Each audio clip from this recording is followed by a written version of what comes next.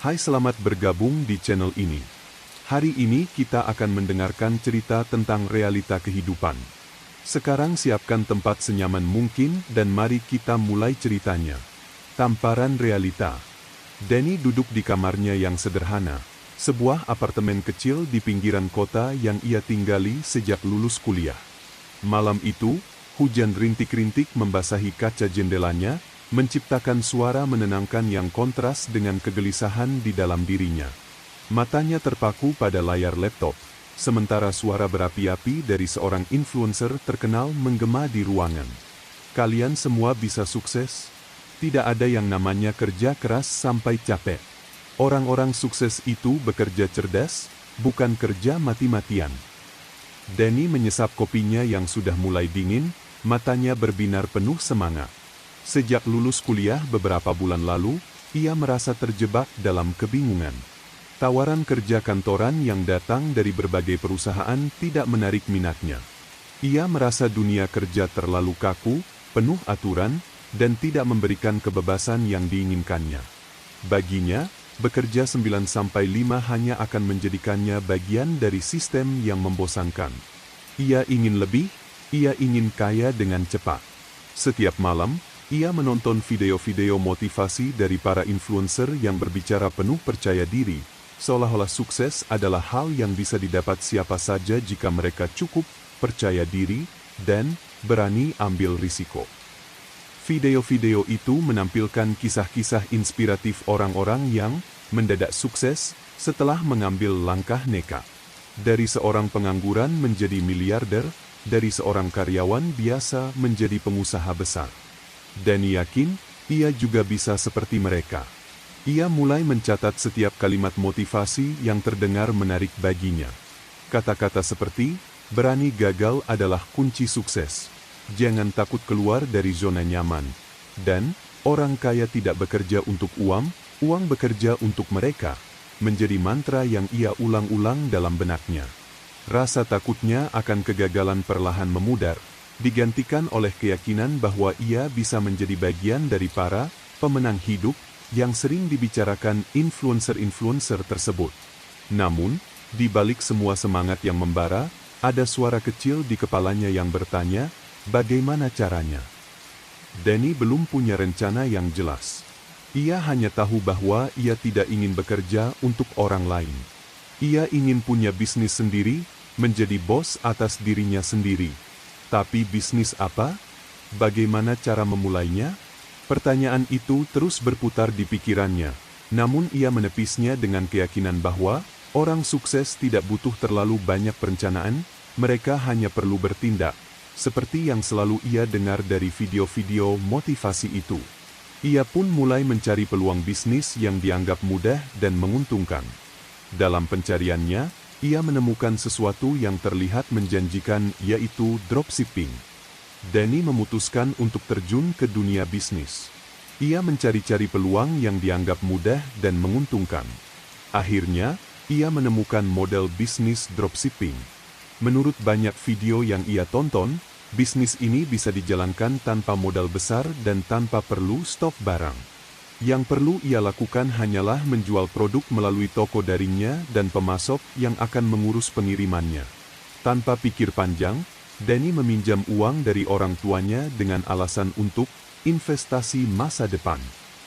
Ia membeli kursus online dari salah satu influencer favoritnya yang menjanjikan rahasia sukses berjualan daring.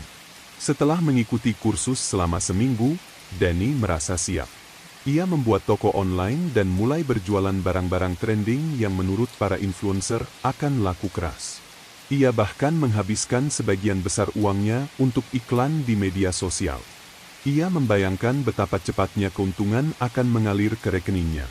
Namun, kenyataan tidak semanis harapannya. Hari pertama berlalu tanpa satu pun pembelian. Wajar, mungkin butuh waktu, pikirnya.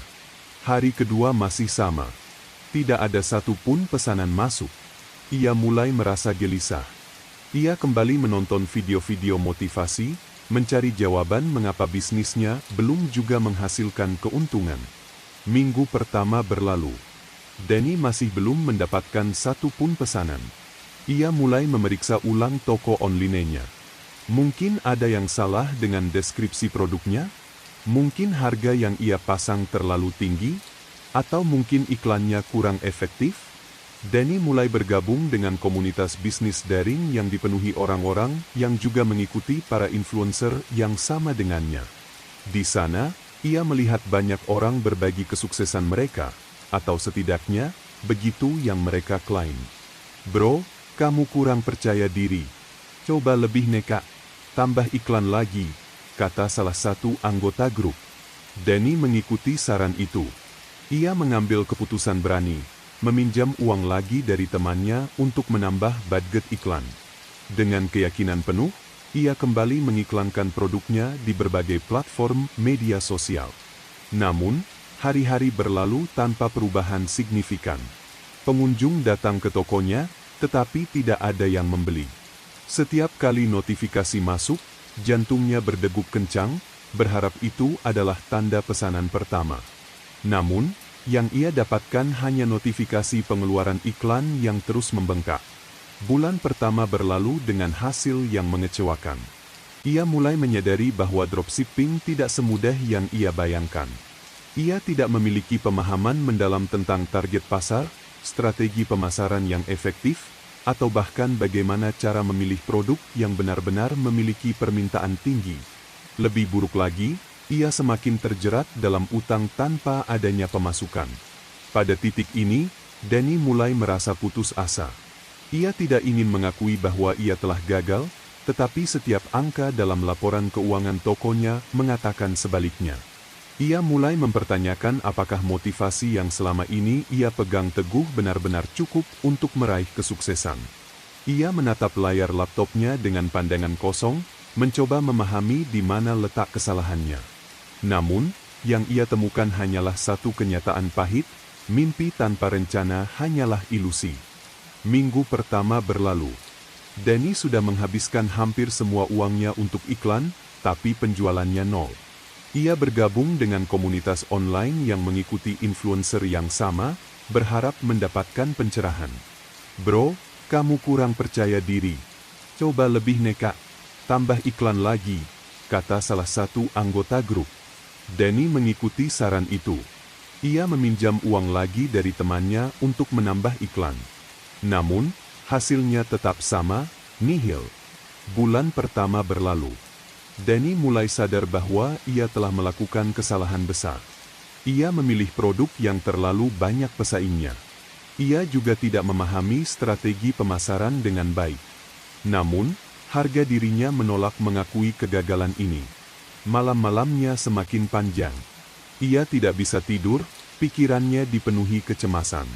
Setiap notifikasi di ponselnya ia harapkan sebagai tanda adanya pesanan, tetapi yang datang hanya pengingat bahwa tagihan kartu kreditnya semakin membengkak. Suatu hari, ia memeriksa akun banknya. Saldo yang tersisa hanya cukup untuk bertahan hidup 1 minggu ke depan. Napasnya berat, tangannya gemetar. Ia mulai panik. Apa yang harus aku lakukan? Pikirnya. Di tengah keputusasaan, ia mencoba menjual barang-barang pribadinya untuk menutup kerugian. Laptop kesayangannya, jam tangan hadiah kelulusan dari ayahnya, bahkan sepasang sepatu favoritnya terpaksa dijual. Tapi uang yang didapat masih jauh dari cukup. Ketika saldo tabungannya menyentuh angka 0, Danny tak bisa lagi menghindari kenyataan. Ia menutup tokonya dengan berat hati. Rasa malu menghantamnya. Ia merasa gagal. Untuk pertama kalinya dalam hidupnya, Danny benar-benar kehilangan arah. Ia tidak bisa membayar utangnya kepada temannya, orang tuanya mulai curiga, dan ia tidak tahu harus berbuat apa. Hari-hari berlalu dalam keputusasaan. Ia bahkan mulai menghindari telepon dan pesan dari teman-temannya, karena tidak sanggup menghadapi kenyataan bahwa ia telah mengecewakan banyak orang. Malam-malamnya dihabiskan dengan merenung, mencari jawaban di tempat yang selama ini ia abaikan. Ia mulai membaca buku tentang bisnis yang sesungguhnya, bukan hanya mendengarkan kata-kata kosong dari influencer. Ia menyadari bahwa membangun bisnis butuh pemahaman yang mendalam, strategi, dan kesiapan menghadapi kegagalan. Suatu hari, Saat sedang meratapi kegagalannya, ia melihat kembali video-video influencer yang dulu begitu menginspirasinya. Tapi kali ini, ia melihat sesuatu yang berbeda. Para influencer ini tidak benar-benar menjalankan bisnis yang mereka sarankan. Mereka hanya menjual mimpi kepada orang-orang seperti Danny. Mereka sukses bukan karena bisnis yang mereka promosikan, tapi karena menjual kursus dan seminar motivasi. Danny merasa tertampar. Untuk pertama kalinya, ia sadar bahwa kesuksesan tidak bisa datang hanya dengan percaya diri dan nekat. Dibutuhkan pengetahuan, strategi, dan kerja keras yang nyata. Dengan sisa uangnya yang tinggal sedikit, Danny mulai mencari pekerjaan untuk bertahan hidup. Ia akhirnya menerima pekerjaan sebagai pegawai di sebuah toko retail kecil. Meski awalnya ia merasa gagal karena kembali menjadi pekerja, ia mulai melihat sisi lain dari dunia bisnis yang tidak pernah ia perhatikan sebelumnya. Ia belajar tentang manajemen stok, interaksi dengan pelanggan, dan strategi penjualan langsung di lapangan. Danny akhirnya mengerti, motivasi saja tidak cukup. Realitas selalu menang. Namun, kali ini ia tidak akan lari dari kenyataan. Ia akan belajar dari kesalahannya, bangkit, dan membangun kesuksesan dengan cara yang benar. Mungkin butuh waktu lama, mungkin tidak semudah yang ia bayangkan, tapi setidaknya kali ini, ia tidak hanya bermimpi. Ia benar-benar bertindak. Nah, segitu saja untuk video kali ini. Semoga kalian yang mendengarkan sampai detik ini bisa memetik pelajaran dari cerita Danny tadi. Sampai jumpa.